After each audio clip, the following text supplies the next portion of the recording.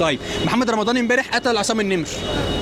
انت اتفرجت على الحلقه؟ اتفرجت على الحلقه. ايه لحظه ما شفته كده، ايه اللي حصل لما شفته بيقتل عصام النمر؟ حسيت ان الحق بيرجع لاصحابه، وان الظلم برضه مهما يظلم البني ادم لازم يقع. يعني انت بتنصح ان اي حد ليه حق يروح واخد حقه بايده؟ يا عم الحق لازم يتاخد بالايد. والله العظيم والله العظيم. يعني بنهيص وبنعيط. شفت المشهد حسيت بفرحه كده، ببهجه كده، ان هو يعني قدر ان هو يتغلب على غريمه. يعني انت حسيت وانت بتتفرج على المشهد، حسيت نفسك جوه ايوه، حسيت ان دول اهل بيتك. اهل بيتك حقه كان لازم يحصل.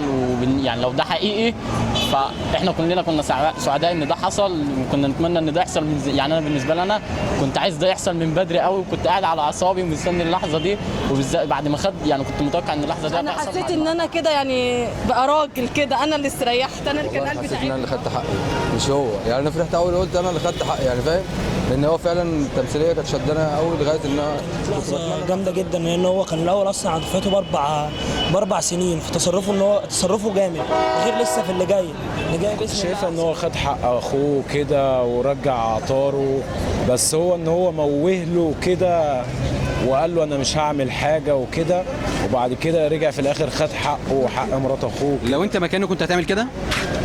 لو انا مكانه طبعا هي شخصيه غريبه في مصر، بس دي موجوده في مصر. ما ينفعش يبقى راجل متربي ومتعلم والدور اللي هو مقدمه يطلع يعمل حاجه بالمنظر ده. احنا كده بنحرض بقى العيال كلها، الشباب كلها، ان هي تطلع تعمل ده اللي المفروض كان يحصل. انت كنت مبسوط يعني؟ كنت مبسوط. ده يعني بص، مصر كلها فرحت امبارح.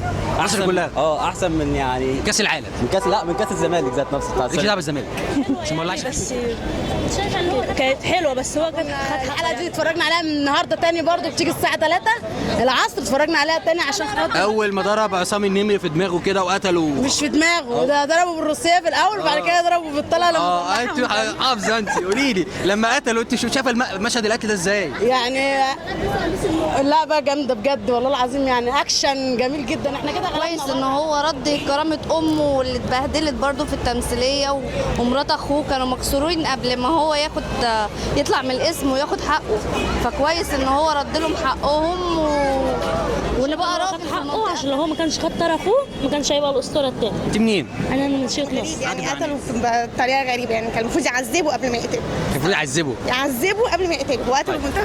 لا هو شجاع وجاب حق اخوه، كان مسلسل جميل، هو نزل ببطوله حلوه.